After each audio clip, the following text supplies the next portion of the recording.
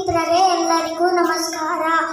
ಮೊದಲಿಗೆ ಎಲ್ಲರಿಗೂ 75ನೇ ಸ್ವಾತಂತ್ರ್ಯ ದಿನದ ಶುಭಾಶಯಗಳು. ಆಗಸ್ಟ್ 15, 1947ರ ಭಾರತದ ಇತಿಹಾಸದಲ್ಲಿ ಒಂದು ಪ್ರಮುಖ ದಿನವಾಗಿ ಯಾವಾಗಲೂ ನೆನಪಿನಲ್ಲಿ ಉಳಿಯುತ್ತದೆ. ಈ ದಿನ ಭಾರತವು ಸುಮಾರು 200 ವರ್ಷಗಳ ಕಾಲ ಬ್ರಿಟಿಷರಿಂದ ಆಳ್ವಿಕೆ ನಡೆಸಿದ ನಂತರ ಸ್ವಾತಂತ್ರ್ಯವನ್ನು ಗೆಳೆಯಿತು. ಅಂದಿನಿಂದ ದೇಶದಲ್ಲಿ ಆಗಸ್ಟ್ 15ನ್ನು ಸ್ವಾತಂತ್ರ್ಯ ದಿನವನ್ನಾಗಿ ನಾವು ಆಚರಿಸುತ್ತೇವೆ.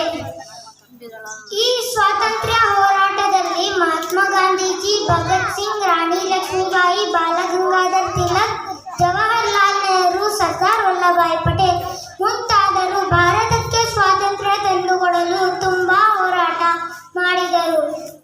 ಇವರುಗಳ ಪರಿಶ್ರಮ ಕಿರುಪರಿಚಯವನ್ನು ನೋಡೋಣ. ಭಗತ್ ಸಿಂಗ್ ಅವರು 22 ವರ್ಷಗಳ ಹುಡುಗ ತನ್ನ ಕುಟುಂಬದಿಂದ ದೂರವಾಗಿ ಸ್ನೇಹಿತರ ಜೊತೆ ಸ್ವಾತಂತ್ರ್ಯ ಹೋರಾಟಗಾರನಾಗಲು ನಿರ್ಧರಿಸಿದನು. ಮಹಾತ್ಮ ಗಾಂಧೀಜಿ ತಮ್ಮ ಪರಿಪೂರ್ಣ ಮನೆತನವನ್ನು ತೊರೆದು ಸ್ವಾತಂತ್ರ್ಯ ಚಳವಳಿ, ಸತ್ಯಾಗ್ರಹ ಚಳವಳಿ, ದಂಡಿ ಮೆರವಣಿಗೆ ಆರಂಭಿಸಿದರು. ರಾಣಿ ಲಕ್ಷ್ಮೀಬಾಯಿ ತನ್ನ ಕೊನೆಯ ಉಸಿರಿನವರೆಗೂ ತನ್ನ ಮಗನನ್ನು ಬೆನ್ನಿನ ಮೇಲೆ ಹೊತ್ತುಕೊಂಡು ಬ್ರಿಟಿಷರೊಂದಿಗೆ ಯುದ್ಧ ಮಾಡಿದಳು.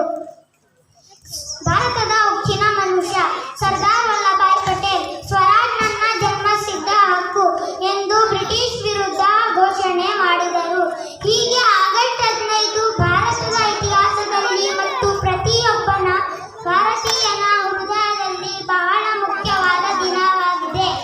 ಇಡೀ ರಾಷ್ಟ್ರವು ಈ ದಿನವನ್ನು ದೇಶಭಕ್ತಿಯ ಮನೋಭಾವದಿಂದ ಆಚರಿಸುತ್ತೇವೆ. ಭಾರತದ